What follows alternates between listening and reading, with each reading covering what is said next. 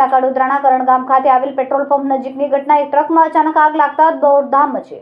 સુરતના આગમાં બનાવોમાં સતત વધારો થઈ રહ્યો છે. ઉનાળો જેમ નજીક આવી રહ્યો છે તેમ આગના બનાવો બની રહ્યા છે. ત્યારે સુરતના કડોદરામાં ટ્રકમાં ભીષણ આગ લાગી ગઈ હતી, જેથી ધુમાડાના ગોટે કોટા જોવા મળ્યા હતા. રસ્તો થોડીવાર માટે બંધ કરી દેવાની ફરજ પડી હતી. બીજી તરફ પેટ્રોલ પંપ નજીકમાં હોવાથી અફરાતફરી મચી ગઈ હતી.